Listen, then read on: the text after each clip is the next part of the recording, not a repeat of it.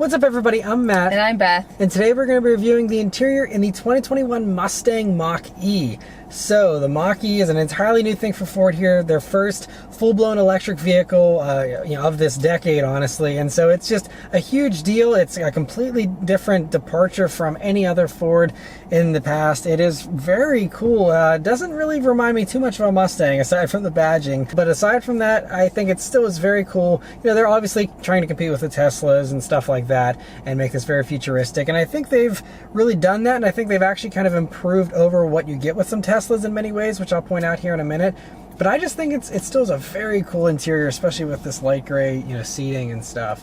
Yeah, and I love that it is that futuristic look, but it's not so much so that you feel like you're driving around a UFO or something. I think they did it in a classy way, for sure. Yeah, and there is some familiar stuff that makes this feel a little more normal than like a Tesla or something.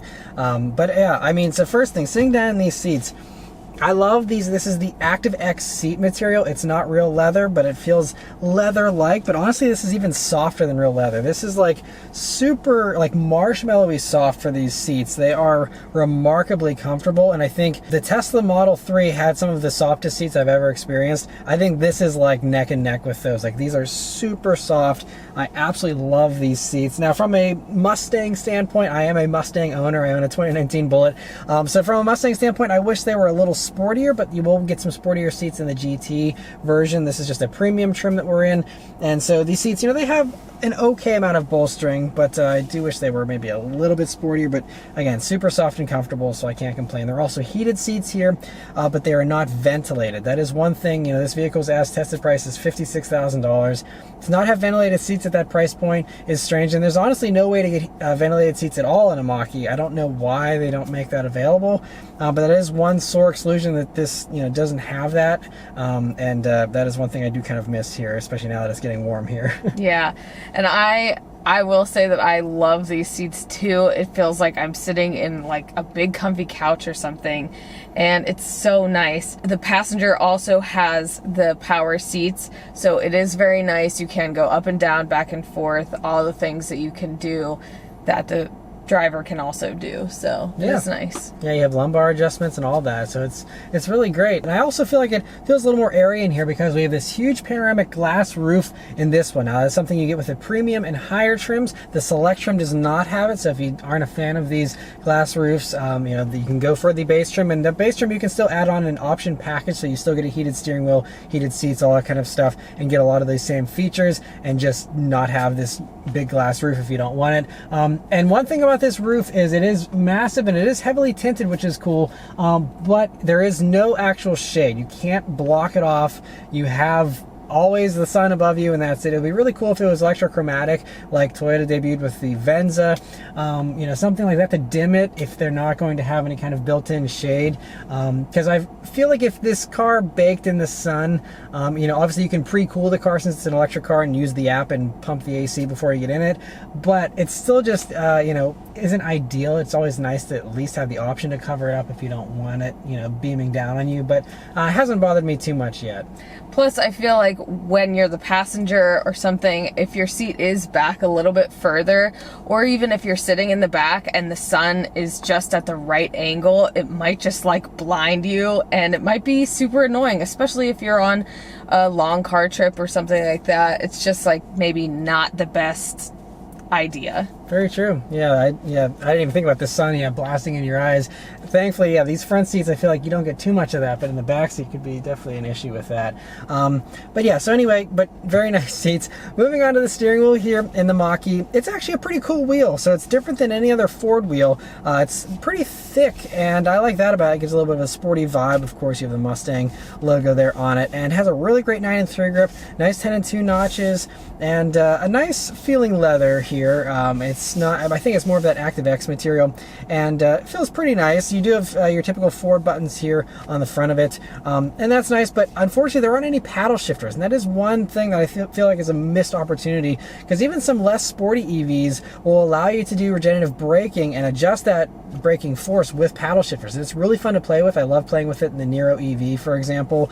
And so, you know, it would be fun to have that here, but unfortunately there are no paddle shifters whatsoever in the Mach-E. Maybe Ford will add that down the road. But otherwise, still a really great steering wheel. And like I mentioned earlier, it is a heated steering wheel as well. And so nice to have that. The gauges here in the Mach-E, I'm just thankful we do have gauges, because if you look at a Tesla, at least the Model 3 and the Model Y, you do not have any kind of gauge cluster in front of you. If you want to see your speed and stuff in those, you got to look over to the middle. This you have, it's a small screen. I think it's about 10 inches though still, just because it's so wide, but it's enough. It gives you your speed readout, it gives you your adaptive cruise and you know how that all is doing, and then your range, and that's about it. You know, it doesn't really have any customization. There's not really any changes to it. It does go black at night so that it doesn't blind you like it does here. You know, it's very bright white here in the day, but very simple, looks great, very high resolution though, very cool. I like how it says the ground speed there by the speedometer, and so that's a cool touch. Then coming over to the center of the dashboard here, this is the dominating thing of this interior, is this 15.5-inch touchscreen vertical display, and it's very cool. It's takes a little getting used to. There's certainly a learning curve here. The one thing that keeps really throwing me off is there is no home like screen. Like, you always have just these random cards that you just like are always flipping through, and that changes what is going on here in the top half, but there is no way to just you know have like a home menu. So it just takes me a little getting used to, because I'm always like, well, I don't want to see this anymore, but in order for me to not see this anymore, I have to go and select something else. I can't just exit out of whatever I'm looking at currently. So you know, it's just a little bit of a learning curve here. Another thing that's not super great about this screen is that it has wireless Apple CarPlay and Android Auto, which is fantastic if it worked. It worked the very first time I sat down in this vehicle, and it is a massive display. It takes up this whole top half, and I think it's actually the largest wireless CarPlay display that I've ever used. I mean, the like icons and stuff were like almost the size of my fist. Like, they were enormous icons, and it was really a cool display, but it has been super buggy here, unfortunately. I mean, I'm hoping that that's something with software updates and stuff that'll get more reliable. But another annoying thing is whenever it pretends like CarPlay is working, but it's not actually working, it won't let me do any Bluetooth audio streaming or have the phone calls work correctly, because it is convinced that CarPlay is running, even though all I get is a blank screen whenever I do hit the CarPlay there. So it's kind of a bummer that that doesn't work, but your experiences may vary. And again, with software updates, hopefully that will be an issue of the past sooner rather than later. But otherwise, it's really cool, you know, with the menus and stuff for tuning your radio stations and things like that. It is still a little bit of a delay every once in a while whenever you're trying to tune a radio station. There is no tune knob, so just the on-screen controls you know, can sometimes be a little slow, but once you have your presets saved, it shouldn't be too big of an issue. But I have noticed it does sometimes wait a beat before it actually pulls up what I've selected sometimes. So it could use a little bit of a speed boost, I think, but still is very cool. And I love that they have an integrated volume knob here on the actual screen. That's a really cool thing no one's ever done. Very creative of Ford to do that. I like how when you turn it on, it even has this like blue glow that radiates from the middle of the volume knob there. It's pretty sweet. And then you have your climate controls, which is always right there on the bottom portion of the screen, and pretty simple and easy to use all of those, although it is pretty low down here, so you do have to kind of really take your eyes off the road in order to mess with that if you want. You can also do like voice commands and things like that if you want, and of course with auto climate control you shouldn't mess with that too much anyway, but you know, it is just kind of low there. You're kind of staring down into the footwell here whenever you're messing with those controls. And then, you know, all the other stuff in here, like you have your drive mode selectors up here whenever you press the little Mach-E icon, and that's where you can pull up your 360 cameras, which this one has, being a premium, and all the other you know, features and stuff. And so once you kind of get the lay of the land here, it's not too confusing. There's also this middle button you can hit at the top, and that will actually give you some intelligent suggestions. Like, this is giving me afternoon suggestions for things like, it's assuming I want to do like change to a certain radio station, find an EV charging station, things like that. And that's also where you'll see the more traditional, you know, layout of the different features, whether it's navigation, phone, whatever, and you can just, you know, do that. That's all just 2 taps away if you want a more traditional button setup for that. So yeah, I mean, I think it works pretty well. Yeah, it's just takes, again, a little getting used to, but once you get used to it, I think, you know, you'll probably like it a good bit. And obviously with the size of the screen and the craziness of it, I feel like it is really nice that the passenger can do just about everything as well, because the screen is so big, and You have so many options, and it's very easily reachable too. Yeah, it is a little bit closer than a lot of other touchscreens, which I really like. I also like that it's centered and it's not tilted towards the driver, so it's just as easy for you as it is for me. I love all that. And I also like that the icons are very large. Everything is a pretty large button. A lot of other touchscreens, even like, for example, RAM, they have a huge 12-inch vertical touchscreen, and it's got a lot of buttons, and they're really small, and it takes a little more focus. This, I mean, you have this massive screen, you have like 3 big things to press like across this middle part, and so it makes it a little bit easier to digest and, you know, use while you're driving safely. And so I think they did a pretty good job with this whole screen. And by the way, if you do want to work around for CarPlay and you must have CarPlay, just keep a cable in the car with you, because if you do plug it in, it will still do a wired CarPlay setup as well, and so that's a nice backup to have if this wireless CarPlay does fail on you. It's also paired up with this B&O stereo system, which is 10 speakers and 560 watts, and I've sampled it just a little bit here so far, and it sounds really nice. It has a pretty good clean bass to it, very crisp sounding, and I really like how B&O integrated this cloth covering over the speakers, and actually they've kind of blurred where the speakers start and end. Like obviously on the doors here, it's pretty, you know, easy to see where your actual speaker is contained, but here on the dashboard, it's actually just like 2 sound bars, and it goes across the whole width of the dashboard basically, and it's a very cool look that they kind of hide it, but also kind of it makes itself known there because it is different than the rest of the dashboard, and it's a really cool look. Yeah, it is really cool. However, I do see on this press car someone had some dirty fingers, I guess, and there is a little bit of a mark here, so I'm wondering if it might not stay very clean very easily. So I don't know. That's a good point. Yeah, it might not. And that's another thing too with these very light colored seats. Even though they reject the heat a little bit better, you know, they might be a little bit easier to get marks on them. Like there's a little pen mark here on the door card from someone using a pen. So, you know, that kind of stuff will stand out with this light interior, but it does feel a little more futuristic with this light interior as well. And while we're talking about materials very briefly, as another little aside, I think they did a really good job on the material qualities in here. I mean, you have some pretty premium and soft feeling material here on the tops of the doors, a little strip of like metal here, and everything feels pretty soft and plush, and again, feels worthy of this car's $56,000 price tag in my opinion. Everything, you know, has some nice padding to it, and you have some like faux carbon fiber trim up here by the air vents as well, some padding on the dash, and you know, lots of stitching, and you know, just everything feels pretty nice basically everywhere. Yeah, and I just love that for the price it is really nice on the inside, because there's a lot of cars that aren't that nice for the price on the inside. They look cool on the outside, or they have like a nice engine or something, but I just love that it is all pretty cohesive for the price. Yeah, and that's actually even more rare with electric vehicles, because a lot of them it's like, well, but it's electric and it's expensive because you have all these batteries and stuff, and so they're like, well, you understand, it's a cheaper interior because it's an electric car. And this, there's no compromise. Honestly, it's nicer, I think, than my Mustang Bullitt interior in a lot of ways. It feels worthy of that price tag regardless of what's powering it. It just so happens to be an electric vehicle, but it feels every bit worthy of any other $56,000 vehicle, I think. So they did a really great job with that. Anyway, moving on to storage spaces here in the Mach-E. They did a really good job with that as well. So first in the doors, you have a bottle holder. It's not super big. There's a little bit of an extra cutout here for some smaller items. Not a huge pocket in the door, but it's nice that it has one here.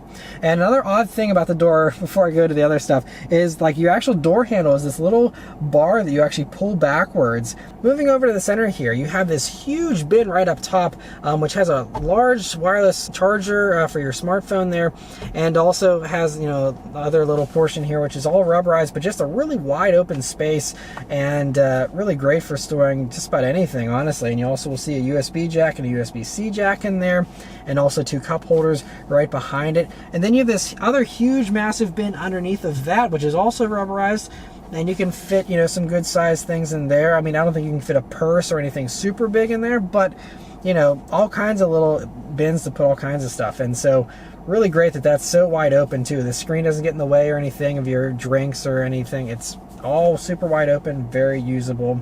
And then you have this center armrest, which is pretty nice and softly padded, feels pretty comfortable. And you open that up, and it doesn't actually seal off this bin. There's a different divider here, and that is what actually seals this off if you want. But it's a pretty deep cubby in there too. You'll see a little spot to hold the key, as well as a traditional power outlet in there, and you know, a good amount of space. So I think overall, you know, as far as electric cars go and stuff, I think this is really fantastic. Of course, not having any physical shifter or anything, you can have all of this stuff nice and wide open, and so it's really a very usable setup and should be really great as a family car. Backseat space here in the Mach-E is actually very good. So I'm 5'9", me sitting behind myself.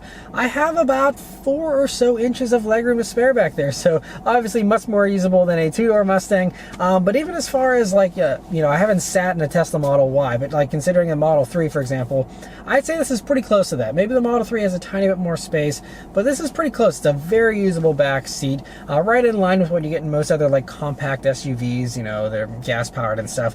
But yeah, good amount of legroom, good amount of headroom as well, especially this one with the panoramic roof. It gives you an extra, you know, inch or two of headroom there, but plenty of space either way. They did a very clever trick where they make this vehicle look like it's a lot lower, because half of that roof panel is painted the body color of white, but then the other half is painted black, and so it gives you this illusion that it drops down dramatically, whenever in reality it stays up a little bit higher, and so you're able to have a little bit of a taller roof here in the Mach-E without sacrificing the cool looks. And so that means that those backseat passengers actually have a respectable amount of headroom back there, and so it's very well done with that. There are also more of these soft, comfy seats. There's also a fold-down center armrest with 2 cup holders built into it. When you look forward, you'll see that you have air vents back there, which is a nice touch, as well as having a USB jack and another USB-C jack as well. There's also bottle holders in those doors. And so yeah, I mean, a really nice and comfortable back seat. The trunk space here in the Mach-E is also a very good amount of space back there. You know, you do obviously have some slope to that rear hatch, so it's not going to be, you know, as usable of a space as, you know, a square, you know, Bronco or something like that would have, but it still is, you know, a good amount of space. There's little cutouts there on the sides for very tiny little things, and some hooks for groceries and stuff. There's also another power outlet back there, and then you can also lift up the floor, and there is a very shallow space there, but there are some extra little spaces there you can put some stuff in. You know, like you can see that there's a snow brush back there, like small things like that, but a little bit of extra space, and that's you know, always appreciated. So nice to have that. And also the bonus space here in the Mach-E is that you get the front trunk, because there is no engine here, of course, so you can pop that frunk open, as people call it. And this one has a divider in it. That's the way it comes from the factory, but you can easily remove that if you want to have a larger space in there, and then you could fit like a large duffel bag or something in that front trunk, or you can leave the divider in and just, you know, put a few grocery bags or something like that in there. But a couple of cool little touches with that frunk are that it's actually kind of curved inward on the hood there, so you actually are able to fit taller items than you might expect, because you kind of have that cutout there. And then also there's a drain plug in the bottom of that front, and you can actually use it as a cooler and then drain the water when you're done if you want. And so it can be kind of a cool tailgating vehicle to be able to use that whole front as a cooler if you want. But yeah, that is totally, you know, sealed off, waterproof and all that, so you can put whatever you want in there. So that is a very cool little touch as well. And it's a nice little bonus space. You know, it's not going to be as large as what you get maybe the front trunk on some other, you know, Teslas or other electric vehicles possibly, but it's a nice bonus space nonetheless. Gives you extra practicality here in this vehicle, and so great that they've included that. But yeah, that's about it as far as all our thoughts on the interior of the Mach-E. It's very cool, and I like, again, going back to what I said in the beginning, how there's some familiar components. You know, I like that you have gauges, because you don't get that in a Tesla. I like that, you know, things are a little bit more familiar, and you have like wireless Apple CarPlay and Android Auto. Teslas still will not allow you to have any kind of CarPlay or Android Auto. You're forced to use Tesla's audio stuff and Tesla's navigation. I like that Ford, you know, they have the navigation built into this, but if you want to use your own navigation, you can do that as well, and you have all your access to all your apps, and that is really, I think, a huge selling point over the Tesla, because to me, that is one thing. I love running Waze. I love, you know, having my apps and, you know, having all that integrated in there, and so to be able to do that with this, I think, you know, is one thing that would sway me for one of these over a Tesla or something like that. So yeah, overall, I'm pretty impressed with this interior. Like I said, it feels premium, and just feels kind of cozy too. It's big enough to be usable, but it's not so big that it, you know, feels like it's huge or weirdly shaped or anything. It just feels nice. Yeah, it's really great. And it, like I said, it doesn't feel like it's like super futuristic, like, oh yeah, I'm like gonna go to Mars today. I don't know. I feel like it's just like a normal car, so it's really nice. Yeah, they did a really good job of blending the two worlds, I think. But yeah, that's all of our thoughts. Let us know your thoughts in the comments below. Huge thanks to Ford for providing us here with this Mach-E to review for you guys today. Be sure to watch the driving review as well if you want to hear how this vehicle drives and what it's like to live with for a week. But yeah, thank you guys very much for watching. We'll see you on the next one. Take care.